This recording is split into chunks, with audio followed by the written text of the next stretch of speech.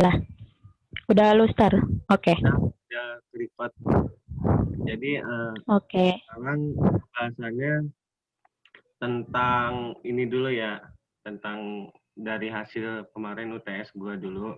Kemarin gua Oke. untuk poin pertama itu menjelaskan posternya. Nah, poster ini kan acara event Batik Premium Exhibition Wonderful Batik Indonesia yang Yuk. diselenggarakan pada tanggal 13 sampai 20 Agustus 2018. Nah, menurut Ya. gue isi pesan dari poster ini ialah untuk mengajak para warga Surabaya, eh, khususnya semuanya untuk warga seluruh Indonesia menghadiri pameran batik yang mengapresiasi karya-karya dan melestarikan budaya bangsa Indonesia. Dan pada Mm-mm. acara tersebut juga terdapat berbagai macam jenis batik gitu dari banyak pengrajin yang datang dari seluruh Indonesia gitu.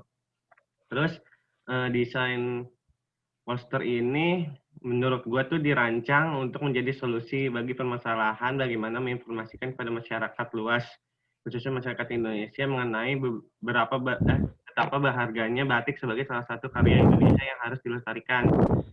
Karena masih banyak masyarakat Indonesia yang kurang mencintai produknya sendiri, baik itu mengenai jenis-jenis batik hingga menggunakannya dalam kehidupan sehari-hari gitu. Nah, Oke. terus kalau gua ngutipnya itu dari beberapa artikel yang intinya gue lebih mengutamakan identitas kultural batik itu sendiri sebagai budaya bangsa Indonesia gitu. Jadi pentingnya batik itu bagi rakyat Indonesia itu. Ada salah satu bagian hasil budaya dari Indonesia itu. Jadi harusnya batik itu dilestarikan. Kalau dari Oke. hasil gua UTS kayak gitu. Nah, lu gimana? Hmm. Kalau gua tuh untuk karya visualnya yang poster yang kita bahas itu sama kayak lu, gue apa namanya eh pertama jelasin tentang temanya dulu, Batik Premium Exhibition Wonderful Batik Indonesia.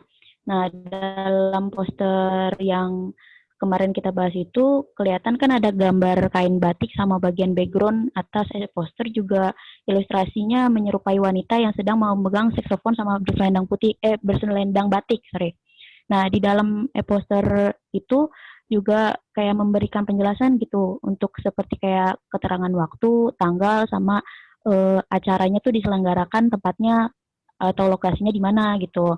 Terus juga kelihatan dari tone warna yang dipakai dia juga eh, warna coklat dan gold gitu. Jadi ngeliatin ciri khas dari warna batik di Indonesia gitu.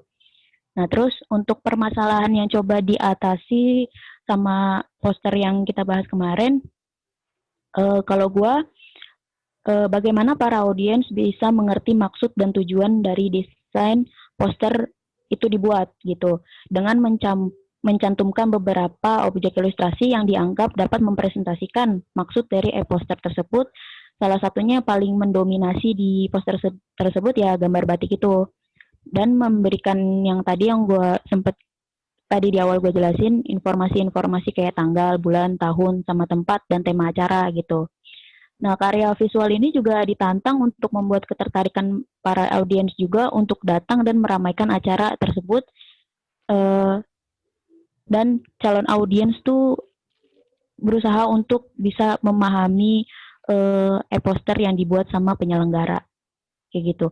Kalau untuk kutipannya, gue ada 3 kutipan.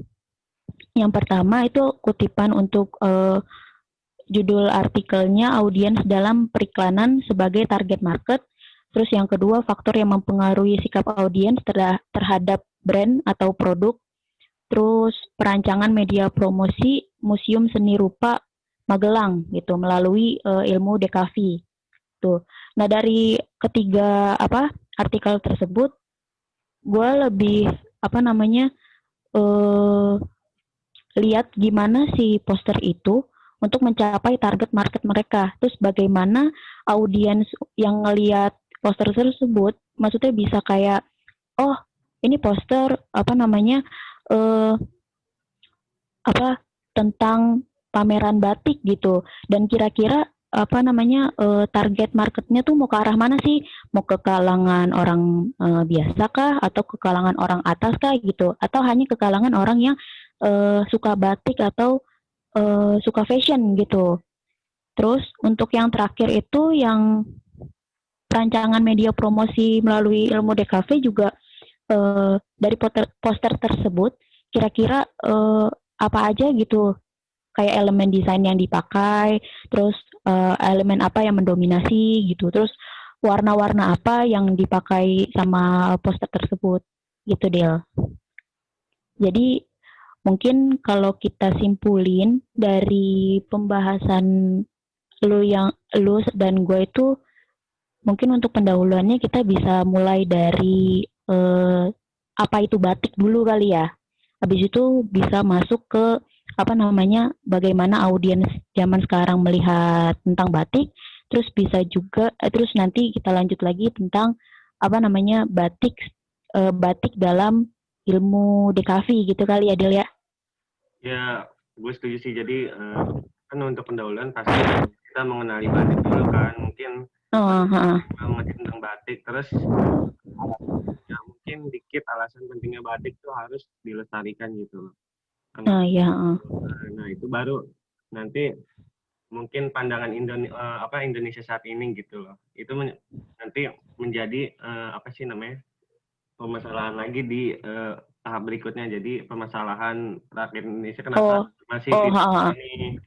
masih tidak mempedulikan batik sebagai ini loh salah satu budaya gitu. Nah, nanti baru tuh tentang apa yang lu bilang yang apa pandangan audiens, terus habis itu dalam ilmu DKV batik itu seperti apa gitu kali ya.